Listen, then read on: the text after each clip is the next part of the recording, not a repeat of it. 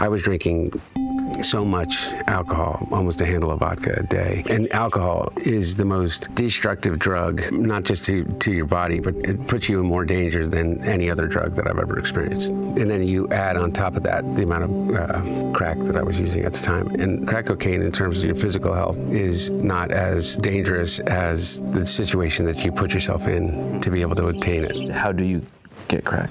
One of the things I don't want to do is give a how-to to any moron like myself that may think that it's a good idea.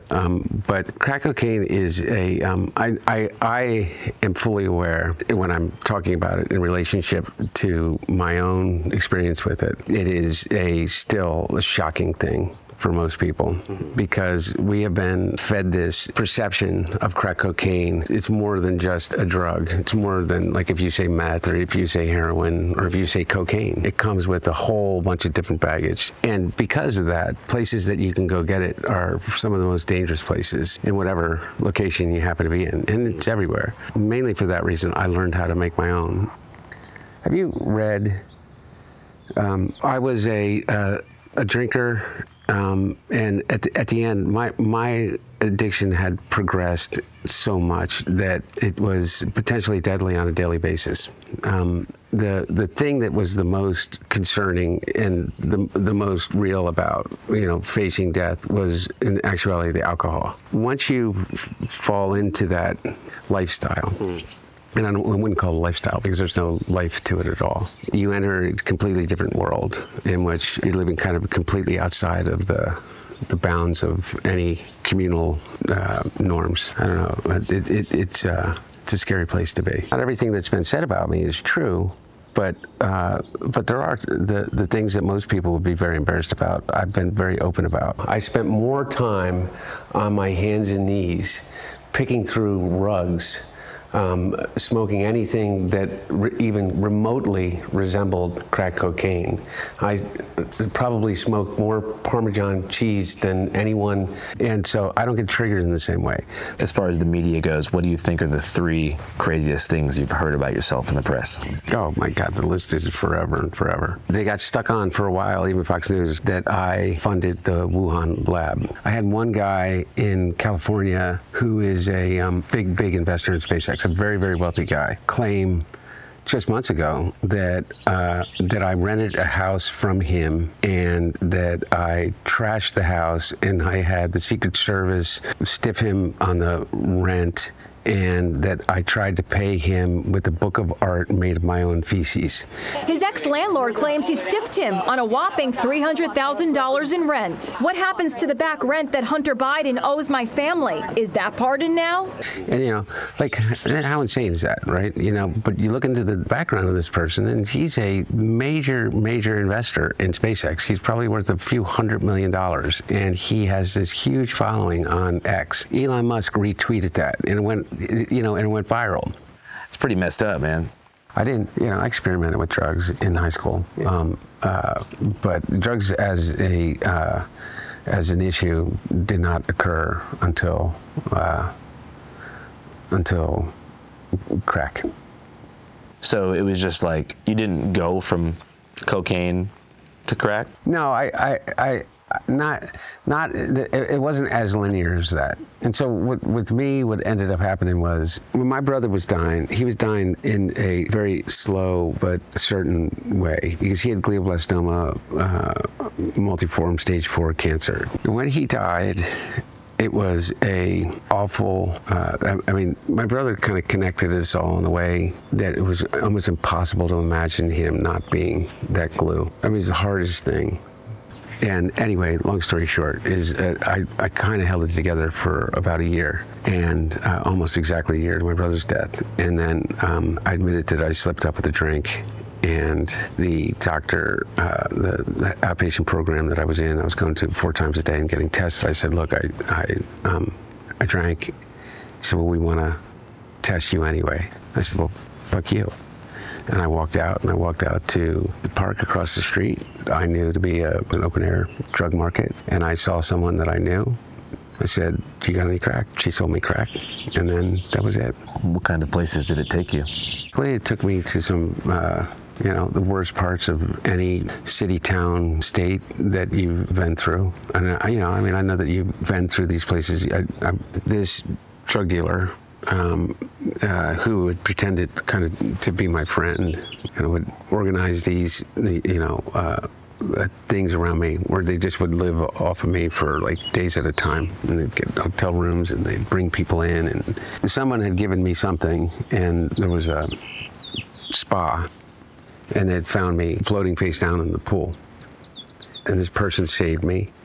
And I woke up after about 12 hours where they just held me. My whole point of the story is that this person put themselves at an enormous risk to save my life for nothing other than to be human, because every single other person that was there, literally, they stole the shoes off my feet, stole my clothes. I've gotten over the fact that, you know, Matt Gaetz or Eric Trump is going to like use this story as another, you know, data point for like how fucked up Hunter Biden is. But I don't give a shit anymore. Cocaine to the White House. Why would I bring cocaine to the White House, stick it into a cubby outside the Situation Room in the West Wing when I wasn't there? Anyway, like, I mean, this must, who the fuck knows? And politicians, I mean, they do blow, right? I testified before the House Oversight, Judiciary, and Ways and Means Committee. It was a whole big family shindig on the Republican side. All of them showed up, from Marjorie Taylor Greene to Lauren Boebert to Matt Gaetz to, you know, they're all sitting there. Now, none of them had the guts, except for a couple at the very end, to ask me any questions. At one point, in the 7 hours that I was being deposed, in which, by the way, I demanded that they do it in public, and they refused, and the reason is because they're fucking morons. Matt Gaetz, of all people, was giving me shit about my drug use. I said, really? All the people at this table. I think there might be a lack of understanding there, because they think that cocaine is fundamentally different from crack cocaine. I don't know what they know. Do you know what I mean? Like, Well, because they think cocaine, Scarface, very cool. Yeah. Crack cocaine, they think The Wire. Oh, in that sense, oh, absolutely. You know what I mean? Like, they don't know how similar the chemical compounds are. Well, the only difference between crack cocaine and cocaine is sodium bicarbonate and water and heat, literally. That's it? That's it. And those things are pretty much free if you go to like a science store. This is free. You can go to your neighborhood convenience store and just get. Anyway, I don't want to tell people how to make crack cocaine, but it literally is a mayonnaise jar, cocaine, and baking soda. How different is the experience? It's vastly, vastly different. Does crack cocaine make you act any differently? No. Is it safer than alcohol? Probably. People think of crack as being dirty. It's the exact opposite. When you make crack, what you're doing is you're burning off all the impurities so that it combines with the sodium bicarbonate, which makes it smokable. That's all. You know, all of these actors and, you know, people in the past that talked about they had a problem with cocaine and freebasing, and they were smoking crack. So straw on the stove is the same thing? Not exactly, but close to it. But it's a little bit different. But anyway, there's a thing about crack that is really insidious. And what it is that anytime, you know, I think one of the reasons that they believe that smoking cigarettes is so addictive is because it combines three really important things. It's habit forming, there's an oral fixation, and there is a ritual combined with it. And so the idea of hand to mouth is a habit and a fixation that we learn very early, even as children. With a pacifier, with a spoon, with your thumb, to even to breastfeeding. Okay, so really, I don't want to get into the psychology of it because I'm no expert, but I do know this, is that you combine with that ignition, combustion, and then you combine the ritual. You have your cigarette in the morning, you have your cigarette when you get out of the car, you have your cigarette with your coffee. Crack is that on steroids. It's over and over. There's ritual to it. There's a ritualized part of it. The combination of all of those addictive behaviors together becomes like really powerful. Does it require more frequency to maintain the high? Yes. Yes. And the capacity to use more than you could otherwise with powder cocaine, just physically to be able to ingest it. So you're kind of saying that cocaine reaches a certain plateau of euphoria where you can't necessarily get any higher. In my experience, yes. So I can remember covering the 2020 election about a year later, and I think it was the first Stop the Steal rally at Reading Terminal Market in Philadelphia, and I saw what I thought was a BLM flag, Black Lives Matter, but it actually said Biden's laptop matters. Oh, yeah. And so I asked the guy, what the hell does that mean? And he just sort of kept yelling the slogan over and over again. Couldn't get much out of him. Yeah. So for those who don't know, what happened with that? Well, I don't know. You tell me. Well, I know that your entire iCloud was connected to it, all of your personal text messages, private photos, all that kind of stuff. Like everybody's laptop. Yeah. Okay. And you left it with a repair shop owner who, for some reason, gave it to Rudy Giuliani. Not exactly sure how that's legal. He distributed it to the press.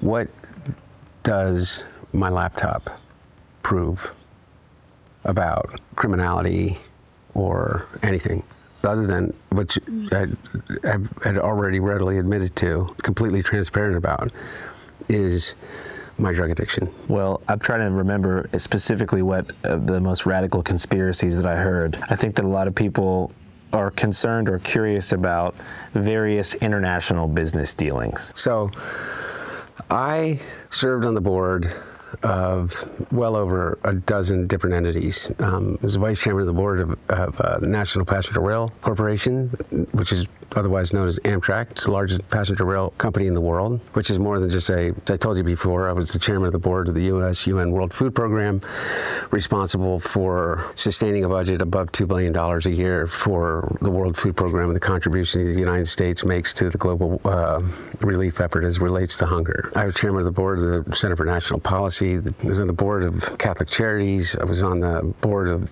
Jesuit Volunteer Corps Northwest. I was on the board. I mean, I keep going down the list of board memberships that I had. And a year and a half before my dad was to leave office, I was approached by a Ukrainian natural gas company through one of their board members to consider being of assistance to a company that was being threatened by the Russian aggression.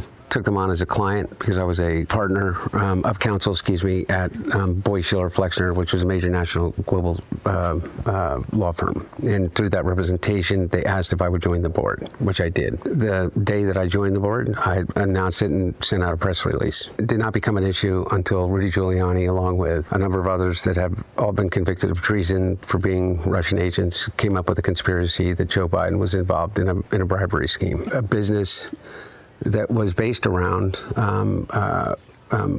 advisory for multinational global funds, private equity funds doing infrastructure work and others. And I was asked to join a fund, the startup inside of China. Federal officials are looking at his foreign business dealings, including his ties to a Chinese energy company. And those are my two foreign business dealings. Yeah, because I was kind of looking into it, and it seems like the conspiracy is that through those connections that you had to these, foreign governments, they were using you to leverage pressure onto your dad. Again, somehow. like what? Well, that's the thing, is that when you're looking I'm not putting you on the spot. And I guess my whole point is that I asked these same questions to the House Oversight Committee.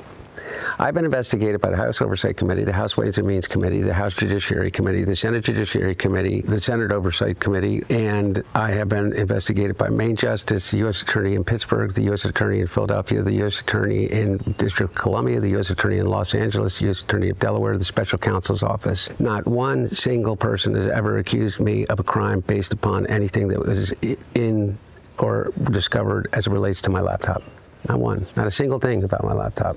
So this whole idea that there was some conspiracy to cover up the laptop, they uncovered 20 years unvarnished of every single communication that I've ever had over a phone or by text or over email or computer in any digital way. There's not one communication that you can even remotely say is evidence of a crime. Not one. Not one time. Not one communication. I would challenge anybody to show one instance, other than me seeking drugs,